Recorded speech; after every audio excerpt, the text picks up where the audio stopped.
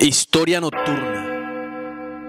No sé si ustedes han visto un cultivo de maíz y lo vasto que puede ser eso cuando hay demasiadas plantas. Yo de adolescente trabajé en un maizal. La cosa en la casa estaba dura y había que salir a buscar cualquier 3 pesos para la comida. Eso fue más o menos en el 83, allá en un pueblo cerca de Gamarra, Cesar. Yo llegué a esa finca preguntando si necesitaban ayudantes, que yo me le medía cualquier cosa. Y preciso, estaban en época de recolección. Lo que necesitaban era personas para eso. Porque cuando te digo que era una cantidad impresionante de tierra sembrada, es que uno fácilmente se demoraba 3 y 4 horas caminándola en línea recta y lo único que veía era maíz. De hecho, decían que había trabajadores que se perdían ahí, que los encontraban días después, deshidratados y alucinando con cosas que según los que estaban persiguiendo. Otros que ni siquiera los volvían a ver. Por eso la jornada, cuando muy tarde, terminaba a las 5, porque había la creencia de que había algo en esos campos que no era de este mundo. Además se rumoraba también que el dueño tenía pactos con algo que lo ayudaban a engrandecer su riqueza a cambio del alma de trabajadores. El rumor llegaba al punto de que según la gente de por ahí, ese señor, cuando llegó a esa vereda, solo tenía media hectárea con unas cuantas matas de yuca, que vivía él con su mujer y 5 hijos, los cuales un día desaparecieron todos sin explicación alguna, y a partir de ahí, ese señor comenzó a tener más y más tierras. Ahí le llegaban personas de todas partes, hasta gente de Venezuela buscando trabajo. Nunca sabía cuántos tenía, pero casi siempre había alguno que más nunca se le volvía a ver.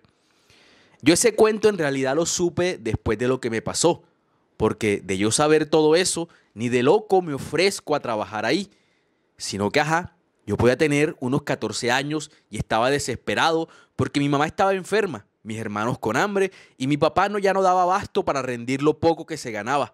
Yo era el mayor y no podía quedarme simplemente mirando. Cuando yo llegué, ni me preguntaron qué sabía hacer, solo me dieron un saco y un cuchillito.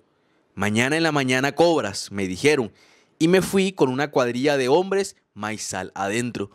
Todos me miraban y hacían caras como de burla, porque yo era pequeño y flaquito, diferente a ellos, que la mayoría eran hombres ya mayores y que además se veían acostumbrados al trabajo duro, tanto así que se pusieron a apostar que cuántos días iba a durar yo allí. Pero yo no les paraba bolas. Yo puedo con un saco de esos llenos, les decía yo, a lo que uno de ellos me dijo, el tema no es lo que pesa el saco, sino que aguantes la presión del maíz. No entendía bien a qué se referían, pero ese mismo día lo comprobé. No sé qué explicación tendrá eso, pero apenas uno empezaba a adentrarse, que no se veía más nada sino maíz, había algo en el ambiente que te sofocaba más de lo normal y te entorpecía la respiración. Uno se cansaba en cuestión de minutos, pero yo no me iba a dejar tumbar de eso. Bien empeñado en mi labor, sacando mazorcas y llenando mi saco, ese primer día bajé como 10 sacos llenos yo solo. Hasta me felicitaron algunos, porque no era sencillo cogerle el ritmo al ambiente. Así pasé una semana. Me acoplé bastante rápido. Un señor hasta me regaló una oración que había que echársela antes de entrar, y eso te hacía aguantar más. No sabría explicar la lógica, pero con eso se me iba el tiempo volando y no sentía cansancio, ni sol, ni calor. Una cosa impresionante. Un día llegó el patrón. Nunca lo había visto. Llegó en un carro marca Honda, un clásico que en ese entonces era un lujo que podría costar cualquier poco de plata. Todo el mundo dejó lo que estaba haciendo y salimos corriendo a un sendero que había cerca del almacén. Me acuerdo clarito, un anciano vestido de lino, sombrero blanco y gafas oscuras. Nos saludó simplemente levantando la mano.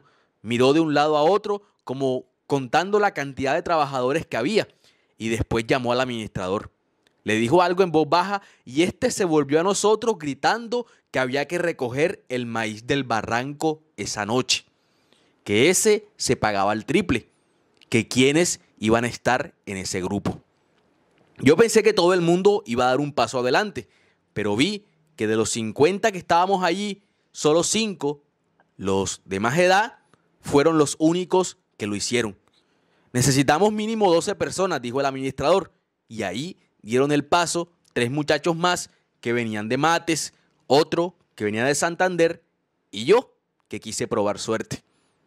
¿Con 10 está bien?, le preguntó el administrador al jefe, a lo que él se encogió de hombros. Bueno, salgan de una, nos dijeron, y ahí los 10 cogimos las cosas y nos fuimos por todo el sendero buscando el camino al río. Fueron más o menos 45 minutos de camino, hasta que llegamos a una zona que era como una playa, pues el suelo era de arena suelta y tibia. Ahí esperamos hasta que se hicieron como las 9 de la noche, que llegó una chalupa a buscarnos. Nos subieron hasta una zona mucho más arriba de los obispos y nos dejaron en una orilla sin decirnos para dónde coger o qué hacer. Peor era que no se veía nada. Todo estaba oscuro y lleno de mosquitos. «Será caminar», dijo uno de los señores, el más viejo. «En algún momento tenemos que encontrar el maizal. No creo que se nos vaya a perder. Y si nos dejaron aquí es porque por aquí debe estar». Y empezamos nosotros, camine, camine, camine. No veíamos ni escuchábamos nada. Teníamos que tocarnos los hombros cada 2 pasos para saber que estábamos completos. Hasta que después de unos 45 minutos, el que iba adelante dijo: «Encontré una mata de maíz». Todos nos echamos hacia adelante, uno al lado del otro. Y como cosa rara, enseguida alumbró la luna. Ahí nos dimos cuenta que estábamos rodeados de matas. Teníamos hasta los brazos cortados, la cara llena de hojas, el pelo con pelusa de esa y alrededor solo se veían matas de maíz. Ninguno dijo nada del hecho de que caminamos en línea recta por tanto tiempo sin sentir ni una sola mata. Pero empezamos a recoger. No hubo necesidad ni de prender la lámpara de gas que estábamos guardando para ese momento porque todo se veía clarito. Un señor cogió su machete y tumbó varias matas para hacer un claro y marcar un punto de encuentro donde acomodar los sacos, pues de algún modo había que sacarlos de ahí y lo más seguro era que se nos hiciera de mañana. A las 2 de la mañana teníamos bastante espacio ganado. El trabajo había sido más o menos ligero de lo que pensábamos. La cosa se vino a torcer, fue exactamente a las 3 de la mañana. Yo no sé qué tiene esa hora que todo el ambiente cambia, pero ahí no era simplemente el ambiente. En la parte en donde yo estaba, se escuchaba cerca el río. Lo tenía enfrente según el sonido, pero yo avanzaba y no llegaba a la orilla. Cargué varios sacos, los llevé al punto y regresé. Ahí empecé a darme cuenta que cada vez que regresaba el camino cambiaba. Hasta que definitivamente no pude retornar al punto de encuentro. Recuerdo que llevaba ya el último saco que pude sacar de ese pedazo y empecé a caminar a donde teníamos el resto. Con toda la confianza, pues ya tenía el camino mecanizado. Pero cuando vine a ver, estaba en la orilla del río. ¿Será que me confundí?, fue lo que me dije. Así que me di media vuelta y caminé en dirección contraria, como dictaba mi lógica. Pero volví de nuevo a llegar al río. Hice lo mismo 3 veces con mismo resultado. Me estaba desesperando, así que comencé a gritar a los demás compañeros que los escuchaba por ahí cerca caminando, pero no veía a nadie. Me quedé en un punto como por media hora esperando que alguno me respondiera, pero nadie. Solo los sentía pasar en diferentes direcciones empujando las matas, hasta que en un momento presentí que alguien se me acercó por detrás. Di la vuelta rápidamente y quedé helado con lo que vi. Era un niño pasando enfrente mío.